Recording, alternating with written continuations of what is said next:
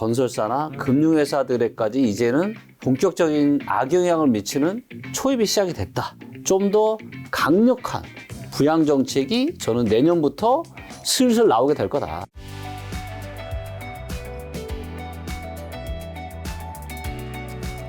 또 이 대표님이 지난번에 나오셔서 이제 부동산 시장 굉장히 안 좋다. 네. 조심해야 한다 말씀해 주셔서 많은 분들이 어떻게 보면 자산을 좀 지켜주신 것 같은데. 네. 자, 최근에 부동산 시장 이제 네. 분위기 요즘에는 어떤가요? 이제 벌써 이제 12월. 네. 벌써 이제 20일이 넘어가서 네. 이제 곧 연말. 이제 연초도 이제 다 왔죠. 그렇죠. 지금 이제 갈수록 상황이 안 좋아지고 있고 네. 매주 하락폭이 갈수록 커지고 있어요.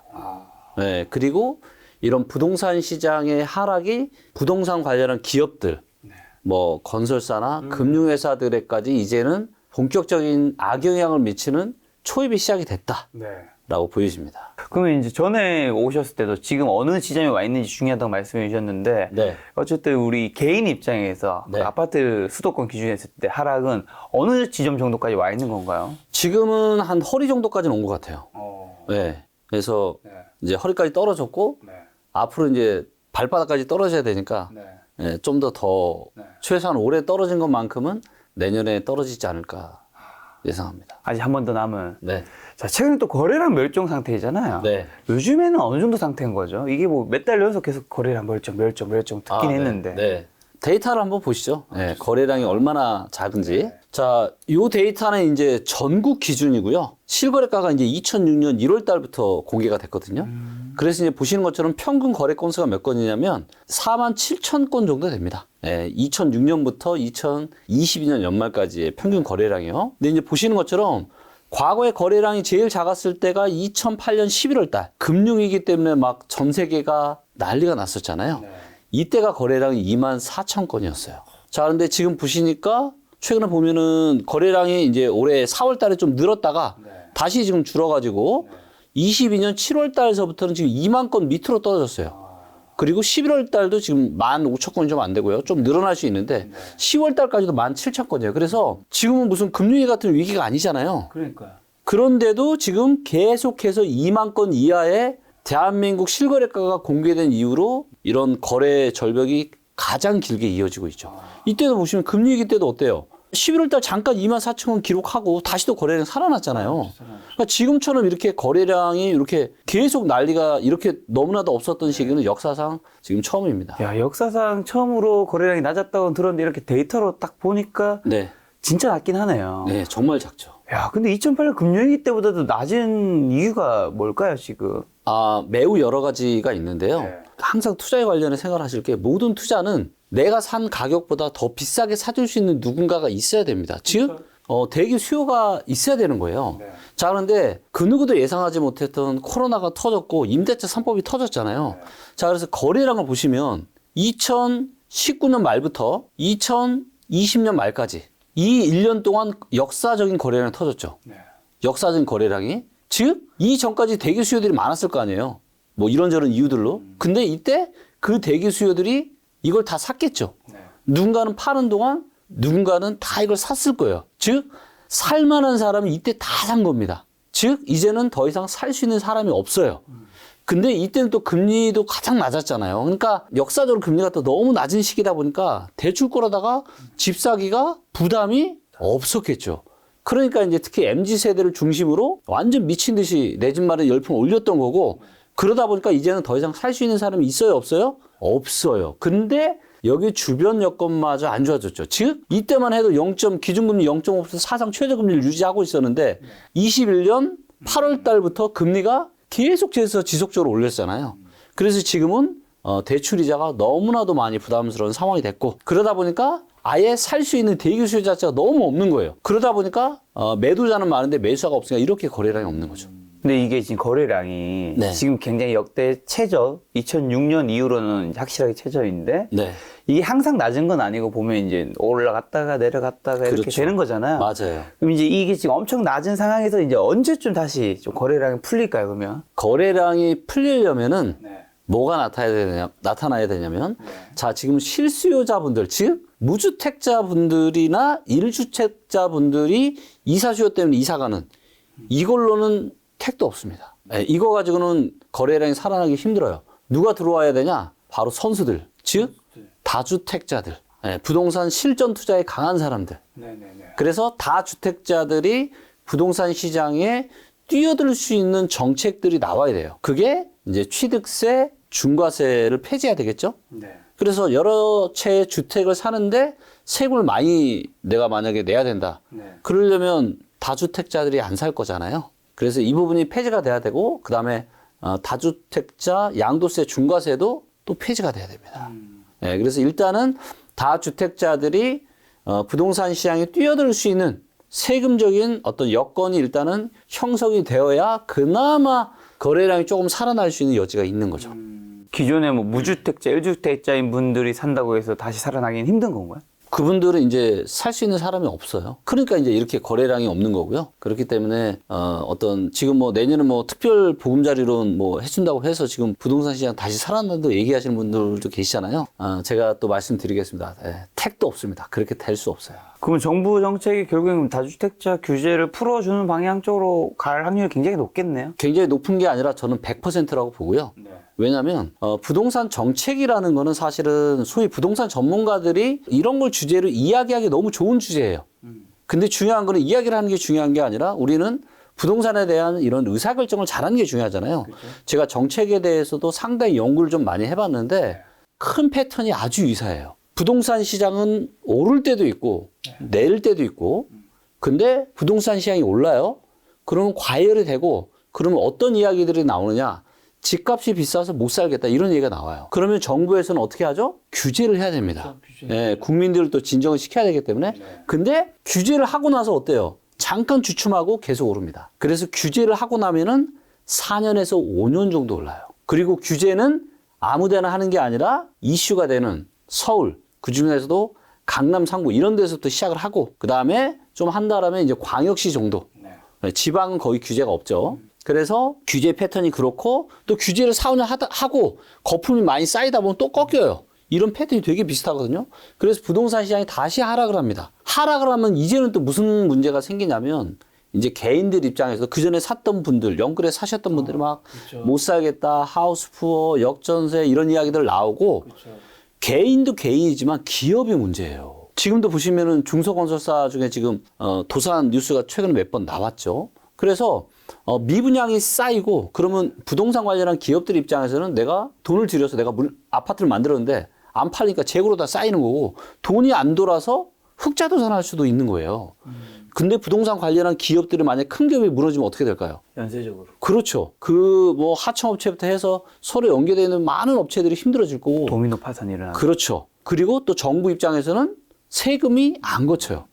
부동산 시장이 떨어지면 거래도 없죠. 그러니까 취득세도 안 거치고, 양도소득을 뭐 부과할 차익도 별로 없고, 그러다 보니까 개인이나 기업이나 정부, 부동산에 관련된 모든 의사결정 주체가 힘들어져요. 그렇기 때문에 그렇게 되면 또 안 되잖아요. 그래서 정부는 뭐를 할 수밖에 없다? 부동산에 관련된 규제들을 하나씩 뺀 다음에 그 다음에는 부양정책을 해요. 부양정책을 하는 뭐예요? 침체된 부동산 시장을 뜨겁게 만드는 그런 정책들이거든요. 이 패턴이 계속 반복이 되었습니다. IMF 때 크게 하락하고 부양정책 강력하게 하고 살아났고 2004년에 다시 또 너무 뜨겁게 달아오니까 규제정책 시작했고 4, 5년 지나 꺾이니까 금융위기 터졌고 또 지나서 2011년인가부터 다시 또 부양정책을 했고, 그러니까 이런 패턴이 되게 비슷하다라는 거죠. 근데 지금은 올해부터 2022년부터 부동산 시장의 하락이 시작이 됐고 이제 막 가팔라지고 있잖아요. 상당히. 그리고 한국 부동산원 데이터에서도 이야기했지만 한국 부동산원에서 통계 집계 이래로 가장 큰 지금 하락이 나타나고 있다. 이 정도로 지금 하락폭이 굉장히 거세지고 있거든요. 자, 그러면 정부도 지금 굉장히 고민이 많을 겁니다. 그렇기 때문에 뭐 이런저런 정책들을 조금씩 살려보려고 불씨를 던지지만 이 정도 가지고는 소용이 없다. 좀 더 강력한 부양정책이 저는 내년부터 슬슬 나오게 될 거다. 네, 그리고 그때서야 소위 선수라고 하시는 분들은 관심을 그때부터 아마 두실 거다. 사실 2019년, 20년 이때만 해도 네. 정부가 이제 집값을 잡으려고 엄청 노력을 하셨잖아요. 네. 그때는 이제 집값이 너무 가파르게 오른 게 문제였고, 그렇죠. 지금 사실 뭐 언제나 완만하게 상승하고 완만하게 하락하면 좀 괜찮을 텐데 이번에는 또 너무 가파르게 하락하고 있어서 네. 정부 입장에서는 이게 지금 이 정도 하락이 괜찮다고 볼까요? 아니면 이거 되게 심각하다. 지금 당장이라도 조금만 있으면 이제 준비를 하고 있을까요? 부양책을 아마 반전. 심각하다라고 아마 생각하고 있을 것 같아요. 너무 지금 하락이 가파르고 이것 때문에 지금 기업들의 문제가 지금 터지게 생겼거든요. 지금 내년에 저도 굉장히 주목해서 보는 부분들이 과연 부동산 관련한 기업들이 어떻게 될까? 뭐 조그만 업체야 그럴 수 있지만 이름을 대면 누구나 알만한 이런 회사들마저 혹시라도 문제가 생길 수 있는 그런 가능성도 지금 있거든요. 요즘에 그럼 급매물은 좀 많이 나오고 있나요? 어떤가요? 뭐 이 부분은 이제 뭐 데이터를 보면서 자 이제 강남구를 보시면 지금 이제 보면 이게 이제 매물량이거든요. 매물의 양은 어떻죠? 줄어들고 있죠. 예, 줄어들고 있는데 거래는 거의 없죠. 매물량 자체는 좀 강남구 같은 경우는 좀 줄어들고 있고요. 근데 반대로 전세가 계속 오르고 있죠. 예, 그래서 전반적으로 지금 좀 큰 규모로 한번 시도 기준을 한번 제가 설명을 좀 드리면 서울 같은 경우는 확실히 지금 매물은 줄어들고 있어요. 근데 이게 다 어디로 가냐면 전세로 가고 있어요. 서울도 그렇고요. 인천도 보시면 매물이 줄어들고 있죠. 왜냐하면 이제 이게 뭐냐면 내놔도 더 팔리질 않으니까 그러면 이제 이거를 전세로라도 돌리자. 그래서 이제 보신 것처럼 전세 매물이 계속 증가하고 있고요. 그다음에 경기도도 마찬가지로 똑같네요. 네, 똑같아요, 패턴이. 근데 여기서 우리가 매물의 숫자는 이런데 또 뭘 봐야 되냐면 매물의 가격을 봐야 됩니다. 그러면 사람들이 매물은 지금 어찌됐건 매물은 지금 좀 걷어들이고는 있는데 이 매물의 가격 추이가 어떤지.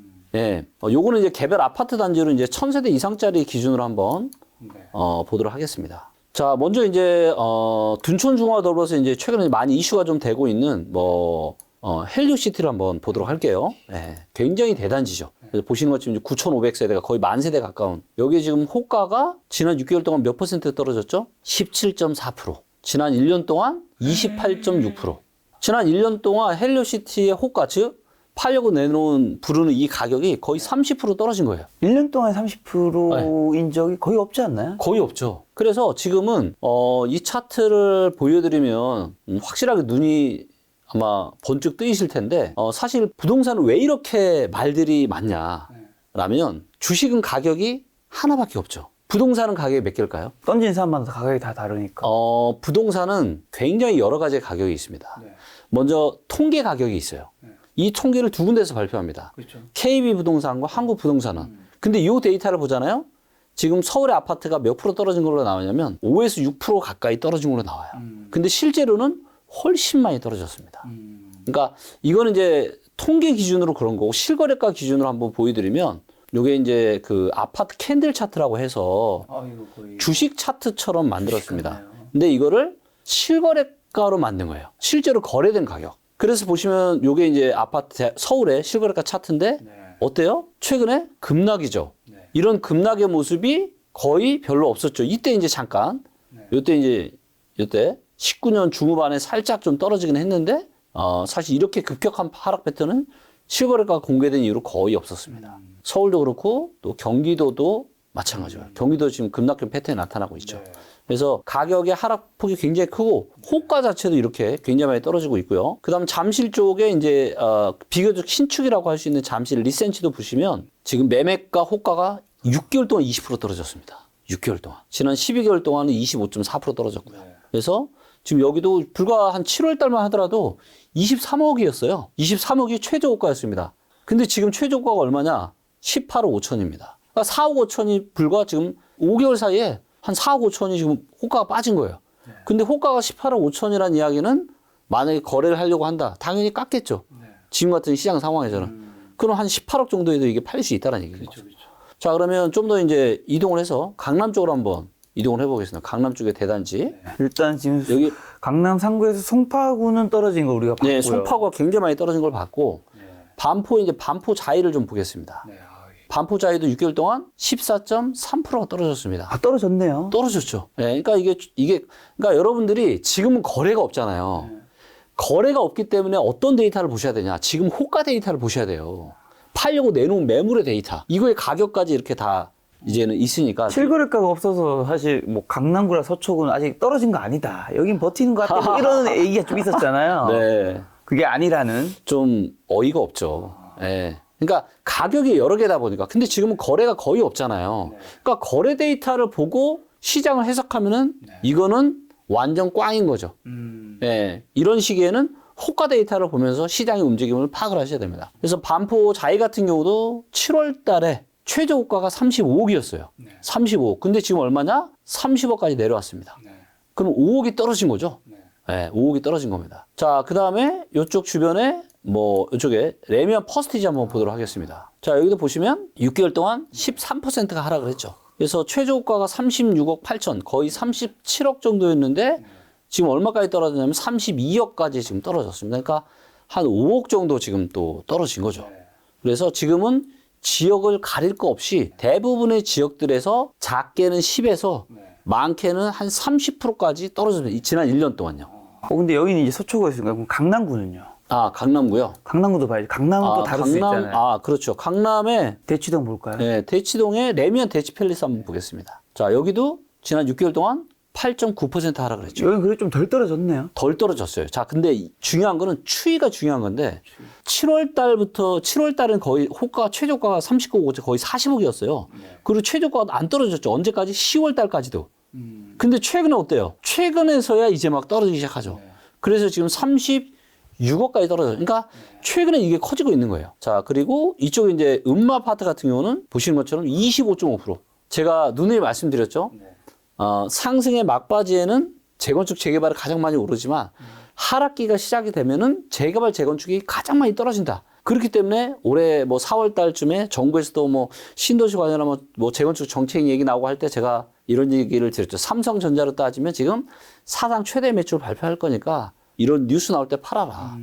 예. 그리고 보시는 것처럼 지금 아까 이제 잠실 5단지나 그 다음에 음마아파트 같은 경우가 지금 굉장히 가격의 하락이 매우 큽니다. 강남 이제 상구를 가지고 이제 강남 불패 뭐 이런 얘기 했었는데 네. 송파구, 강남구, 서초구도 지금 네. 실거래가가 안 찍힌 데가 있어도 실제 호가는 굉장히 네. 떨어지고 있다. 그렇죠. 야, 요즘에 그러면 미분양 수치는 좀 어떤 편인가요? 아, 미분양 수치가 지금 또 늘어나고 있죠. 그래서 이 부분이 사실 개인적으로 저는 굉장히 염려가 좀 되는 부분이에요. 자, 이제 보시면 요게 이제 전국 기준의 이제 미분양 데이터입니다. 그래서 보시는 것처럼 미분양이 가면 갈수록 많이 늘고 있죠. 그래서 10월 말 기준으로 지금 4만 7천 채 정도가 있는데, 여러분들은 이제 미분양 데이터 관련해서 꼭 알아두셔야 될 게 뭐냐면, 미분양은 건설사가 제대로 신고를 안 하면 알 수가 없어요. 그리고 이거에 대해서는 통제를 하지 않습니다, 정부가. 이거 정확하게 해. 이렇게 안 한다라는 거죠. 그냥 집계되는 대로 그걸 가지고 하는 거예요. 아마도 실제 미분양은 이것보다 저는 훨씬 더 많을 거라고 보고 있고요. 문제는 이제 추이인데, 미분양이 증가하는 추이가 지금 급속도로 최근에 늘고 있습니다. 즉, 부동산 시장의 경기가 너무 지금 안 좋아지고 있는 거죠. 지금 어느 하나를 보더라도 뭐 좋은 데이터는 좋은 데이터가 없지요. 네. 없는데 그럼 이제 이렇게 부동산 하락 가속화시키고 있는 요인들은 좀 어떤 게 있을까요? 매우 여러 가지 것들이 있는데요. 가장 이제 트리거가 된 건, 일단은 살만한 사람들 이미 다 사버렸고, 그래서 더 이상은 대기 수요가 별로 없는 상태에서 금리가 급격하게 인상이 된 게 이게 트리거가 된 거예요. 그러면서 금리가 인상이 된 게 개인들의 경제에만 부담을 주는 게 아니라 기업들의 경제에도 부담을 줍니다. 그래서 지금 기업들도 상황이 상당히 지금 어렵잖아요. 그리고 무엇보다 이제 대한민국은 수출로 밥 먹고 사는 나라인데 수출이 또 안 좋아요. 그러다 보니까 지금 무역 적자가 역사상 가장 심각한 상황인데 그런 뉴스들이 많이 나오잖아요. 그래서 제가 무역 적자 관련한 데이터를 보려고 제가 그렇게 찾아봤는데 못 찾겠는 거예요, 도저히. 그래서 이걸 찾아서 이제 제가 리츠고 엑스퍼트에다 올려놨는데 아, 여기 부동산이 아니라 무역도 나오는군요. 금융 데이터, 왜냐면 중요하니까 이게 다 서로 연결되어 있잖아요. 자, 이게 지금 무역 수지 데이터입니다. 0이 여기 있어요, 0이. 그래서 0보다 높으면 한국이 무역을 통해서 돈을 잘 벌고 있는 거고 0보다 밑으로 떨어지면은 손해를 보고 적자를 보고 있는 거죠.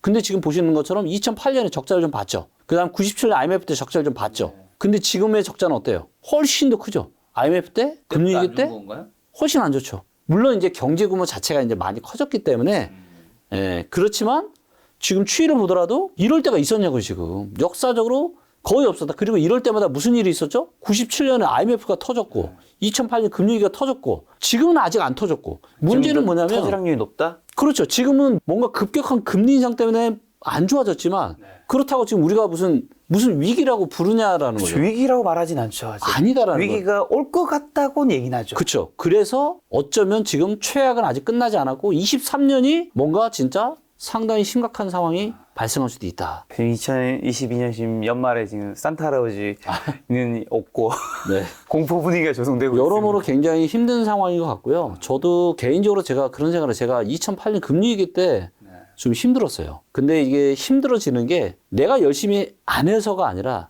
나를 둘러싸고 있는 환경들. 아마 우리 구독자분들 많은 그런 생각을 하실 거예요. 나는 정말 하루하루 열심히 최선을 다해서 지금 살아가고 있는데 아니 미국의 기준금리가 올리든 말든 이게 도대체 나랑 무슨 내 인생이랑 무슨 상관이 있냐. 아무 상관이 없잖아 원래는. 근데 이것들이 내 인생에 미치는 영향이 어때요? 너무 크죠. 그렇기 때문에 지금 제가 이제 2008년에 굉장히 힘들어하면 제가 어떤 다짐을 했냐면 2번 다시는 내가 휘둘리지 않는 삶을 살겠다. 그게 어떤 내 주변의 사람이 됐건 어떤 나를 둘러싼 경제 환경이 됐건 뭐가 됐건 내가 열심히 하는데 내가 뭘 잘못해서가 아니라 주변의 상황들 때문에 나마저 잘못되는. 근데 어쩔 수 없잖아요. 이런 일들은 무조건 생기고. 그러니까요. 그렇기 때문에 지금 뭐 영끌에서 힘들어 하시는 분들, 뭐 주식이나 코인 투자해서 힘들어 여러 많은 분들이 계시겠지만 중요한 거는 누구나 실수나 실패는 할 수 있어요. 근데 앞으로는 그렇게 하면 안 되잖아요. 그렇기 때문에 제가 그런 다짐을 했던 것처럼 여러분들도 다짐을 하세요. 내가 2번 다시는 휘둘리는 그런 삶을 살지 않겠다. 그렇기 때문에 경제 공부도 하셔야 되는 거고 사람에 대한 공부도 하셔야 되는 거고 김 작가 유튜브도 많이 보셔야죠. 2023년에는 네. 또 어떤 혹시나 위험 신호들이 있을까요? 사실 2022년에 어쨌든 이 부동산 하락을 굉장히 가파르게 만든 거는 이제 금리 인상이라는 게 그렇죠. 우리가 생각한 것보다도 너무 높고 너무 가팔랐기 때문에 이렇게 맞습니다. 빨라진 거잖아요. 그렇죠. 근데 확실한 건 2023년에 금리 인상이 2022년만큼 크진 않을 것이다. 크진 않을 것이다. 그렇죠. 그리고 얼마 몇 단계 안 남았죠. 맞습니다. 뭐 베이비나 빅 한두 번 정도 더 할 거 생각하고 네. 더 이상의 인상을 생각하진 않고 네. 심지어 하반기에는 인하가 있을지도 몰라. 뭐 이런 희망 어쨌든 약간 있긴 하니까요. 네, 네. 일단 금리가 어떻게 될지는 그 누구도 모릅니다. 지금 분분하죠. 하지만 지금 대세는 뭐 여기서 올려봐야 뭐 한 5% 초반대 정도 미국 기준으로. 그런데 일부에서는 6.5에서 7%까지도 얘기하시는 분들이 있기는 있어요. 자, 여러분들이 어떨 때 큰 사고가 나냐면요. 아, 이렇게 될 거야 라고 요 정도만 준비를 하고 있다가 이 이상의 뭔가 생기면 심각한 상황이 터지는 거잖아요. 그렇죠. 근데 우리 인생에 그런 일은 발생하면 안 되잖아요. 자, 불과 1년 전에 한번 생각을 해보시죠. 금리 올라갈 줄 알았어요, 몰랐어요? 금리가 올라갈 줄은 다 예상을 하고 있었어요. 하지만 이렇게까지 미친 듯이 빠르게 올라갈 줄은 아무도 예상을 못했습니다. 자, 지금도 우리가 많은 예상을 하죠. 내년에 뭐 한 5% 초반까지 정도가 끝일 거야. 야, 중요한 포인트네요. 근데 만약에 틀리면 어떡할 거예요? 중요한 거는 우리가 뭐 사고가 난다, 경제 위기가 난다, 이게 중요한 게 그거는 아무도 몰라요. 하지만 내가 예상하는 방향과 뭔가 다른 일이 터졌을 때 내가 큰일 나면 안 되거든요. 그렇기 때문에 우리가 일단은 좀 오픈 마인드를 해서 저는 볼 필요가 있다고 보고 있고요. 지금의 시나리오로 하다라면 금리가 멈추겠죠. 5% 초중반대에서. 근데 멈춘다라고 나머지 상황들이 좋아지냐, 이게 아니다라는 거죠. 이게 뭐냐면 자, 기준금리가 바로 올라오는 게 내 실생활에 바로 영향을 미치나요? 아니에요. 그러니까 뭐냐면 시간이 어느 정도 좀 걸린다라는 거거든요. 이게 실물 충격으로 오기까지는. 그래서 지금 굉장히 빠르게 기준금리가 올라왔지만 저도 신용대출이 있거든요, 일부. 근데 제 대출금리가 아주 많이 그렇게 안 올랐어요. 오르긴 올랐는데 이게 시차를 두고 계속 영향을 주는 거예요. 올해에 갚아는 이 기준금리 인상에 본격적인 여파는 올해가 아니라 저는 내년부터가 그런 본격적인 여파가 저는 올 거라고 보고 있고요. 네.